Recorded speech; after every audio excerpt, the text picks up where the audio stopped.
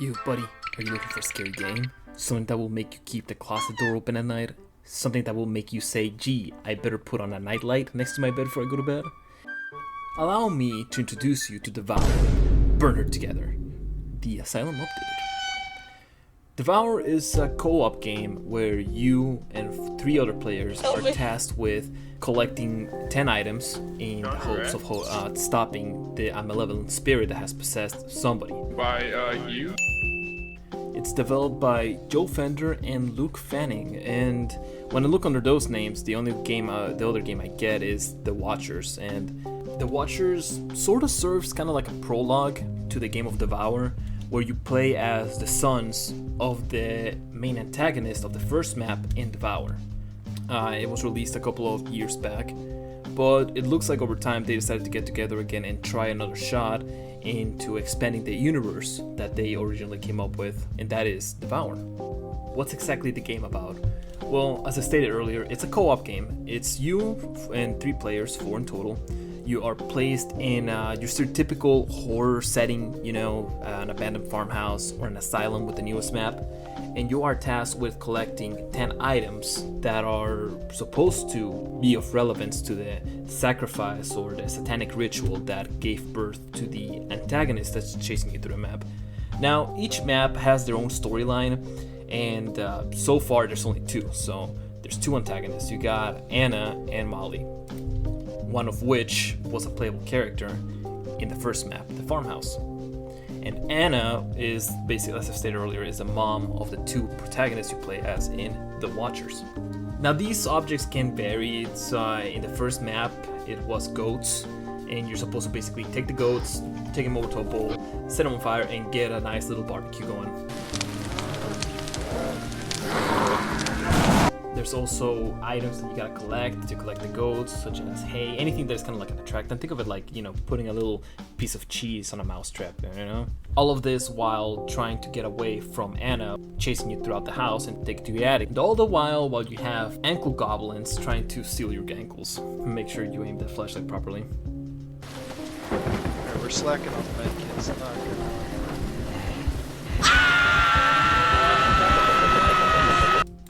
Sounds pretty straightforward, right? Just pick up some goats, or rats in that case, and end up in the PETA watch list for the rest of your life.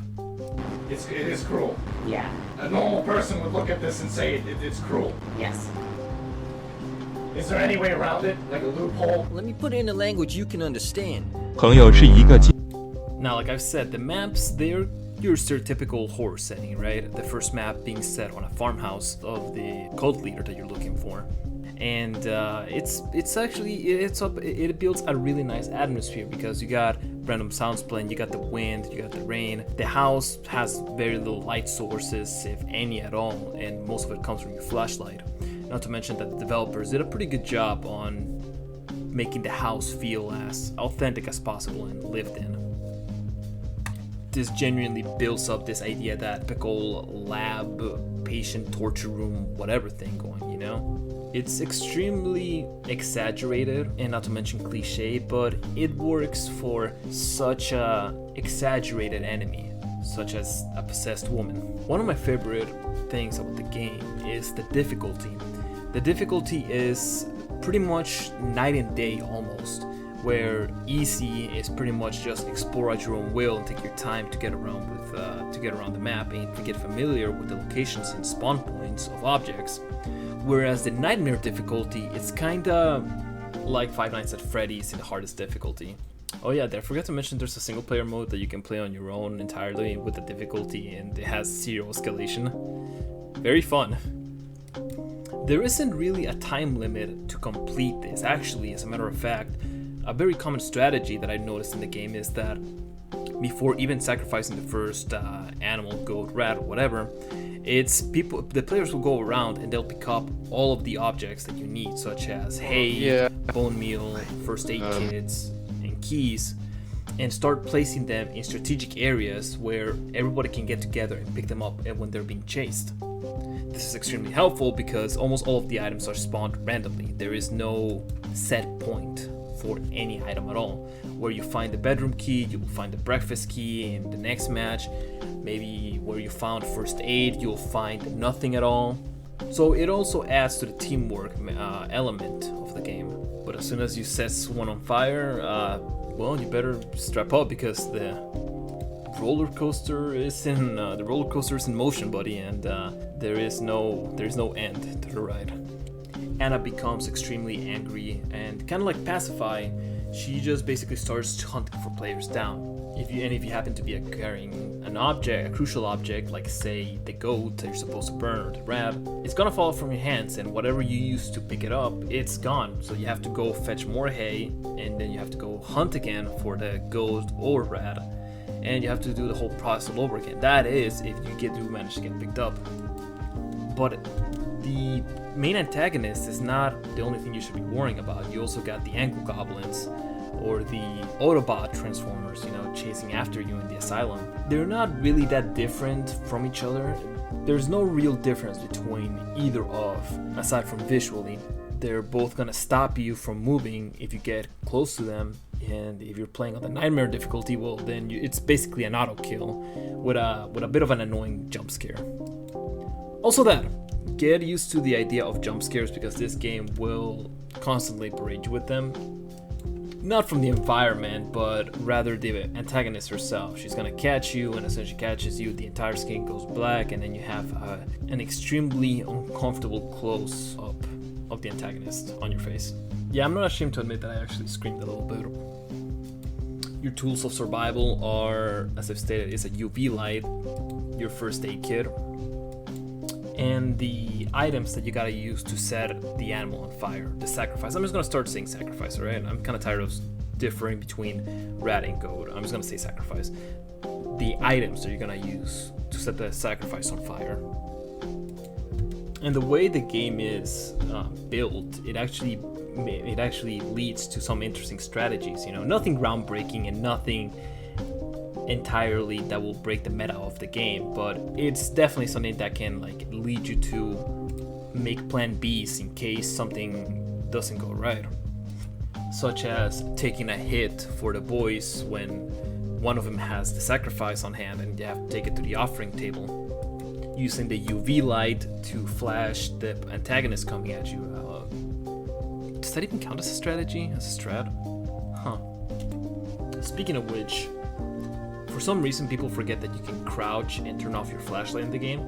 So if you actually do pick up this game and you're being hunted by the antagonist, just press F, crouch, hide in a tiny dark corner, and don't fucking move. And that ups your chances of surviving. I mean, that's pretty much it, all there is to the game. It's not a League of Legends deal where there's different classes or different heroes, or where the killer has a different set of abilities and builds to them, like Dead by Daylight. It's very straightforward. 4 homies placed in a setting, go burn stuff, and don't die. That's pretty much it. What I find really heartwarming about these kind of games is seeing the development and work that is put into them by the developers.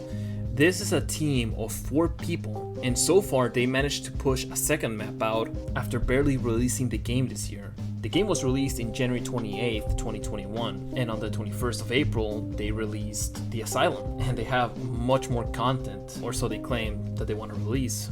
It's on Steam for $5, you're not really breaking the bank here by buying this game, and it's not exactly demanding when it comes to graphics. You don't need a GTX 3090 with 16 gigs of VRAM to just run it, As I've said, it's not a groundbreaking game, it's nothing new, but it's fun and fresh, and that's what I appreciate about a game. Especially when it comes from a small team of developers that really show care for their game. I mean, for God's sakes, you can actually get ropes from just collecting stuff in the game.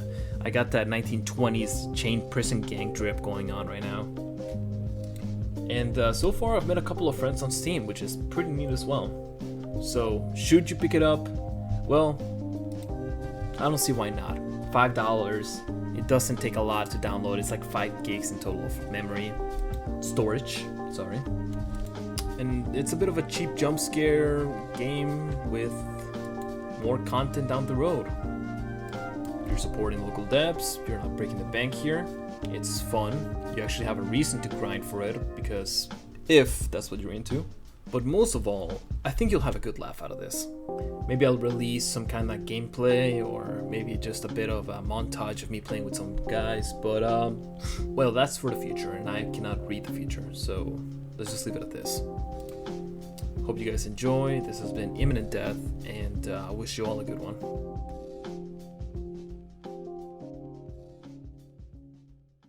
Hey guys, I don't know about you, but this statue got me acting up, bro. Oh god, you see Baba Bowie. on that thing?